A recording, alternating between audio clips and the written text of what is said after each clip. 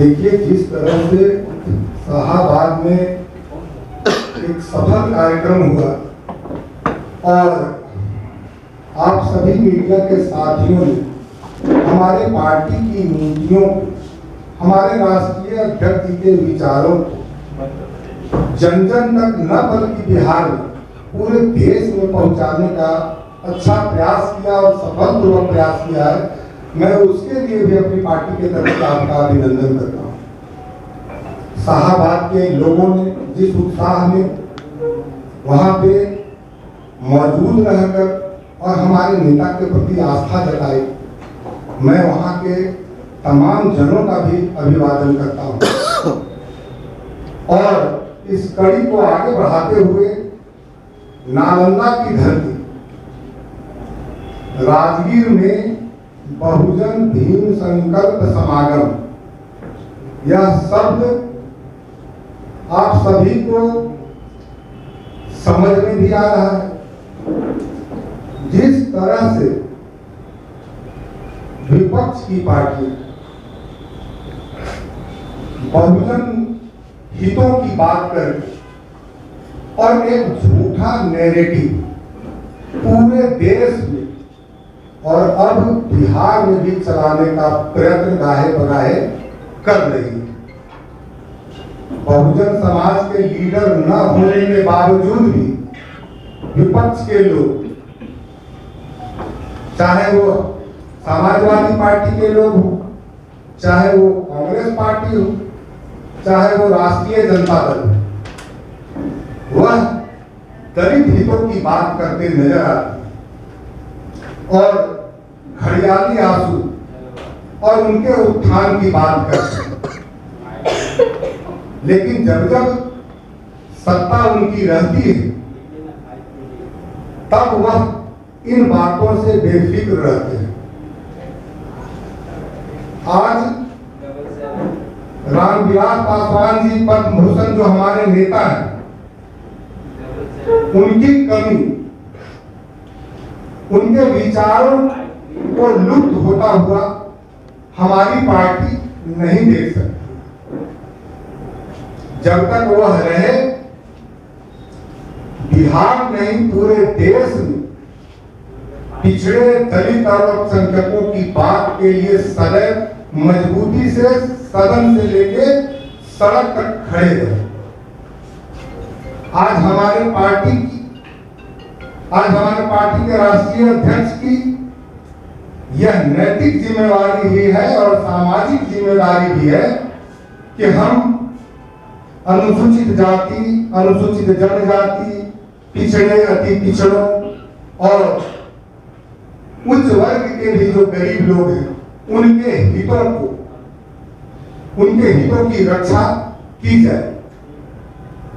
जिस तरह के बड़े नेताओं, विपक्ष के लोग बयान देकर एक भ्रम की स्थिति पैदा करते रहते हैं, तो बहुजन समाज जो है देश का, बिहार का दलित, महादलित, आज आदरणीय चिराग पासवान जी की ओर टकटकी लगा के देख रहे हैं और वह बेचैनी में है कि हमारे नेता उस मुकाम तक हमारी बात को रखें कि हम पर हो रहे जुल्म, हम पर हो रहे अत्याचार को रोकने की जरूरत पड़ेगी तो वह शिखर तक लेकर जाना चाहते हैं अपने नेता को, जहां वह नए कानून की भी अगर जरूरत पड़ेगी बनाने की तो वह भी बनाने में सक्षम हो।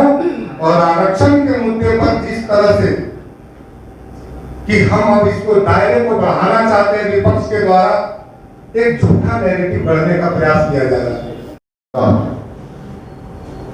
राजगीर की धरती पर हम लोग करने जा रहे हैं, बहुत बड़ा कार्यक्रम होगा। हमको लगता है कि भोजपुर के कार्यक्रम से उत्साह से हम लोग लबरेज हैं और उत्साहित हैं। तो निश्चित रूप से वहाँ तो समझिए कि छतें कम पड़ गई थी, लोग इतने आ गए थे कि हम लोग कल्पना नहीं किए थे।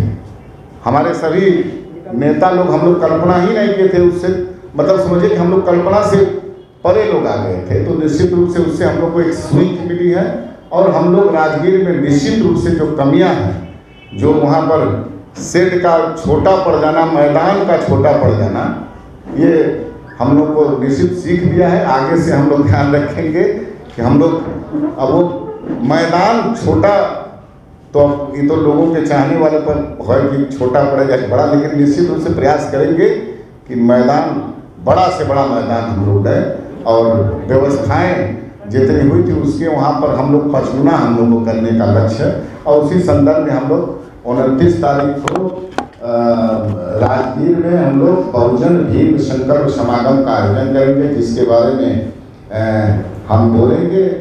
ये हमारे राष्ट्रीय प्रवक्ता धीरेन्द्र सिंह मुन्ना बोलेंगे, और उसके बाद में आप लोगों को राजनीतिक जो प्रश्न होगा उस पर हमारे प्रभारी, और जरूरत पड़ेगी तो हमसे आप लोग उसमें अपना बात चाहने वाले जो बड़ी संख्या में, मतलब स्वस्फूर्त था वो मोमेंट। मैं सबको आपके माध्यम से बधाई और धन्यवाद देता हूँ, क्योंकि वो कार्यक्रम इस चिलचिलाती धूप में भी ऐतिहासिक रहा।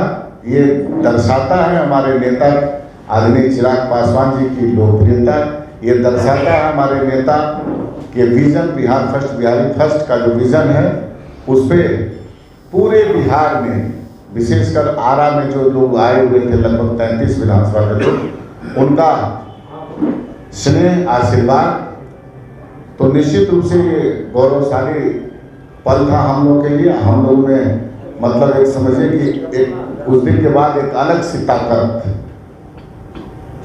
हम लोगों के बीच, हमारे सभी कार्यकर्ताओं, हमारे सभी नेताओं के बीच ताकत आई है, उत्साह बढ़ा है। हमारे नेता ने वहाँ पर, जैसा कि आपने देखा होगा कि अपने संबोधन में बिहार को कैसे सर्वश्रेष्ठ राज्य का दर्जा बनाना है, Bihar first Bihari first vision को जो है बिहार में वो लागू करना है, इस पर बहुत सारी बातें अपने कार्यकर्ताओं, अपने चाहने वालों के बीच रखा।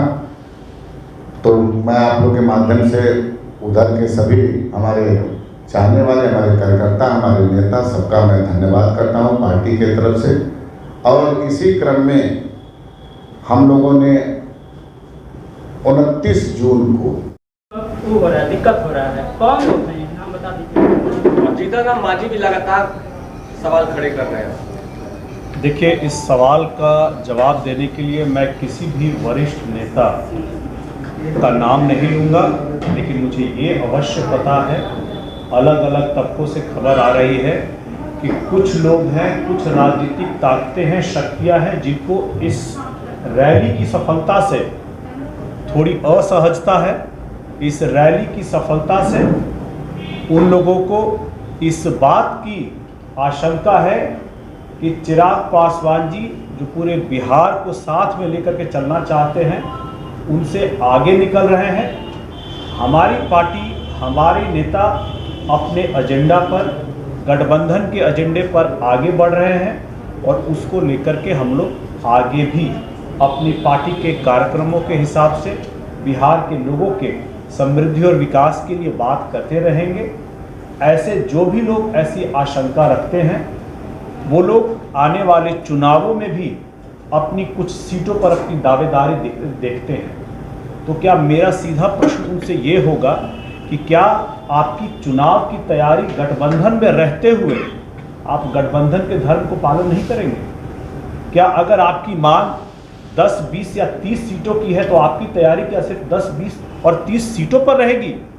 आप खुद को गठबंधन के बड़े नेता कहते हैं, और आपकी तैयारी तो पूरे के पूरे 243 सीटों पर होनी चाहिए। जैसे प्रधानमंत्री नरेंद्र मोदी जी ने चुनाव के वक्त कहा था कि मेरी तैयारी, और नरेंद्र मोदी जी पूरे के पूरे 543 सीटों पर चुनाव लड़ेंगे। उसी तरह से मेरा नेता ने भी कहा है, चिराग पासवान जी ने कहा है कि मेरी तैयारी और मैं चुनाव पूरे 243 सीटों पर लड़ूंगा।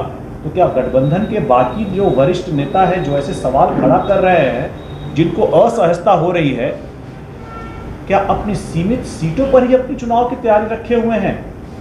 क्या गठबंधन के सहयोगियों को हराने का लक्ष्य लेके चल रहे हैं? क्या गठबंधन के सहयोगियों को जिताने का प्रयास वो नहीं करेंगे?